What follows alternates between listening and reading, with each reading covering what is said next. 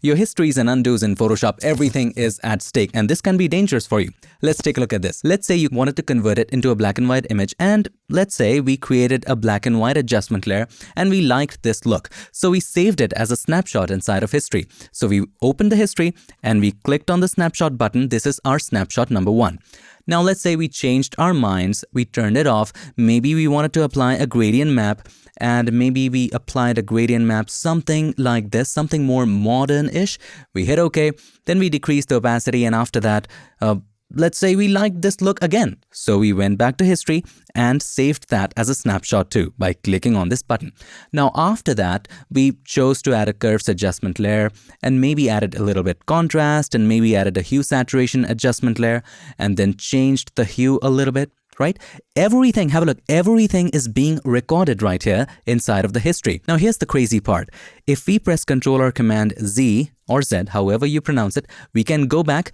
If we press Ctrl or Command Shift Z, we can move forward. So we can go back and forth in time with undos and redos. However, if you at any time change your mind to go at any one of these snapshots, let's say snapshot number 1, nothing happens. We can still go back and forth in time with undos and redos. So with snapshot 1, we can still press Ctrl or Command Z, go back in time, Ctrl or Command Shift Z, go forward in time and select snapshot 1 again. However, if you just clicked on snapshot 1 and you did anything in Photoshop, even if it is just creating a brand new layer or even if it is just dabbing once with a brush, all of the history states will go away. Take a look. If I just simply create a new layer, everything is now replaced. And on top of that, if you do anything, let's say with the brush, you paint it right here. Now you have 2 history states. We just cannot go back no matter what we do. Even with snapshot 2, with snapshot 1, every step in between is gone.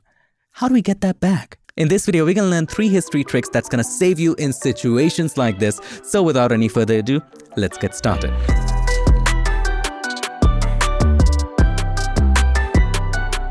Welcome to the magical world of Photoshop. I hope you're having a great day, and if not, I'm sure and I trust that you're doing your best to turn your day around. Well, let's start with the very first history trick. To understand the trick the best, we need to first understand the problem. Let's say you like this look. Then you changed your mind, lots of changing minds. And let's say we decided to turn off fade and the second contrast. And we like this look again. Then after a while, you did some changes, and then again you changed your mind, and then you thought, maybe we just want one filter right here, and you're happy with this look. And again, you're unhappy with this look and you want to go back. Now you have absolutely forgotten which adjustment layers were turned on. So what do? If you try to go back by pressing Ctrl or Command Z, it does nothing because history by default does not record layer visibility. And that's our first trick. To fix this problem, simply open up the history right here. If you cannot see it, by the way, you can go to Window and make sure history is checked. Now you're seeing it.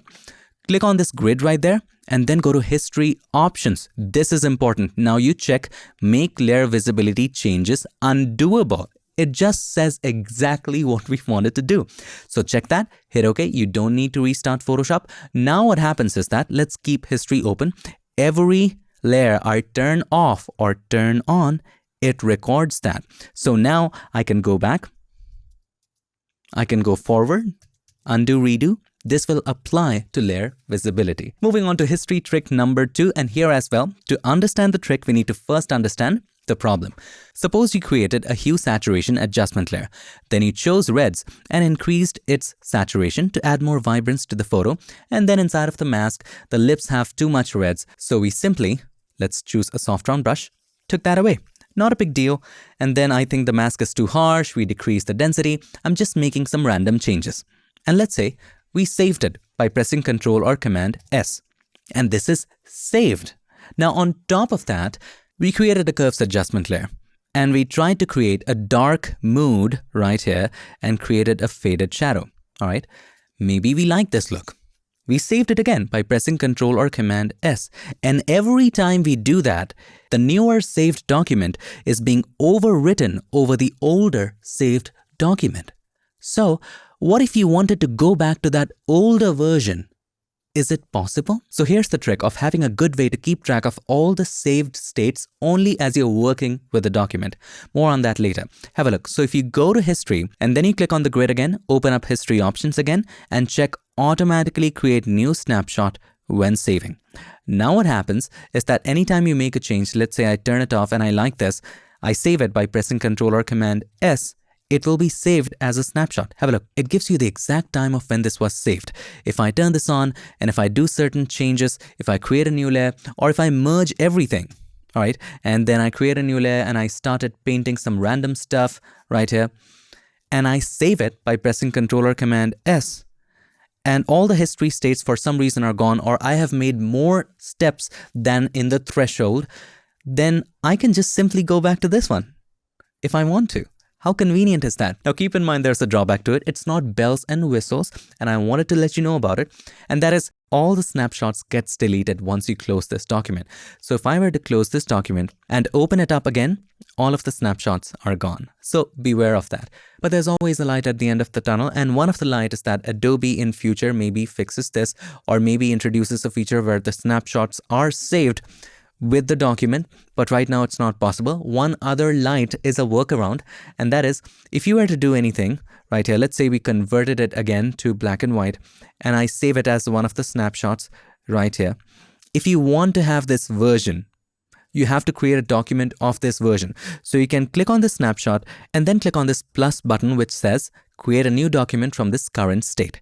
So click on that. Now you have this version. With this, you have this version. So you have all the versions. You can save it as a separate PSD. So right now, that's the only workaround. Coming to the final trick and going back to the beginning of the video where we proposed a problem. And that is, there's a situation where when you do something, all of the history states just go away.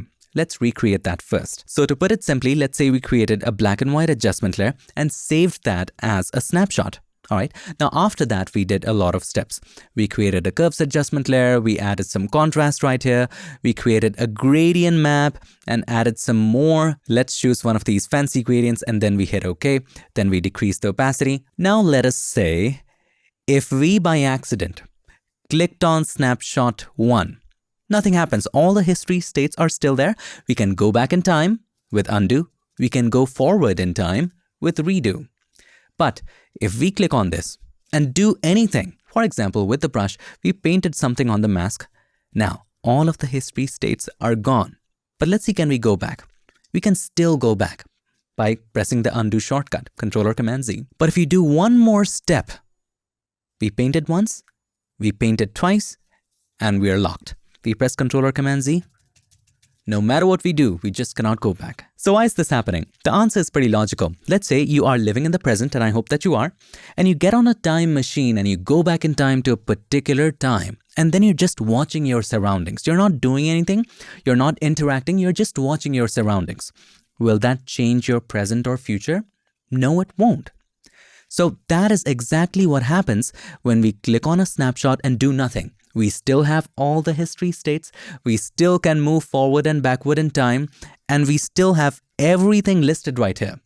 However, when you choose to interact while you're back in time, when you choose to change something, your entire present, your entire future, everything changes. And that is why all of these steps just go away.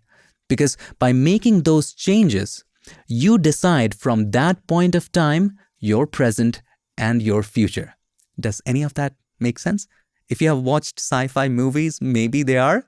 But if not, here's how to fix it. The way to fix it is also sci-fi movies. And that is, instead of treating time as this linear one dimension, what if we treat it as multiple dimensions? What if we treat it as multiple streams of history states? Will it work then? Maybe it will. In that case, even if you go back to the snapshot and do certain steps or make changes, in one other dimension, you will have your time that you had gone back from. Make sense? No? Here's simply how to do it in Photoshop. Trust me, it will all make sense.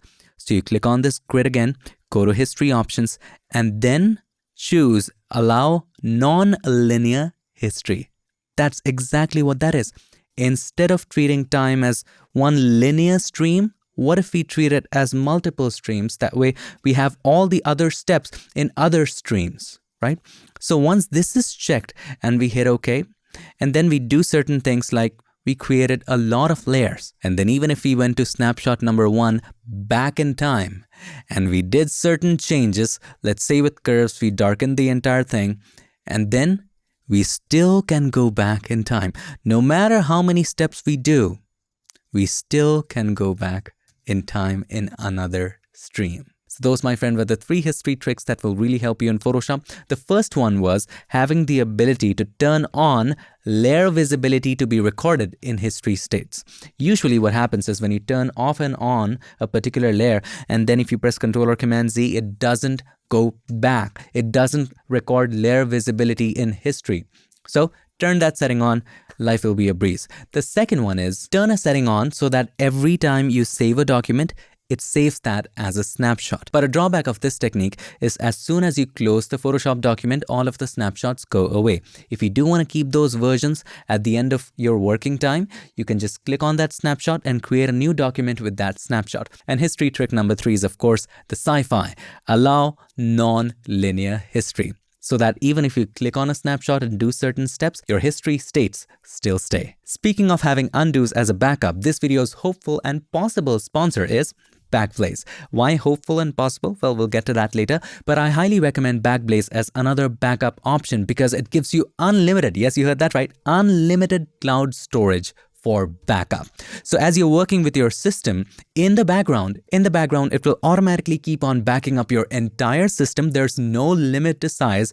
And at any event of crash or something wrong happens with your system, you can always download all of that data. Now, why it's a possible sponsor? Well, I've been using and recommending Backblaze for the past 4 or 5 years, and I'm not getting paid at all for it. I actually like the product and I've been recommending it, and even this is not sponsored. However, if you click on the link below in the description, you will get a 15-day free trial and I'll get a small commission. I have not been contacted by Backblaze, but if you try it and buy it, I may get a small commission. That's also a maybe. So anyway, hope you enjoyed this video, and if you did, make sure to give us a like, and also don't forget to subscribe, and not just subscribe, ring the bell. That's the most important thing, so that you don't miss any other future tips, tricks, or tutorials. Thank you so much for watching. I'll see you in my next one. Till then, stay tuned and make sure that you keep creating. What can I do?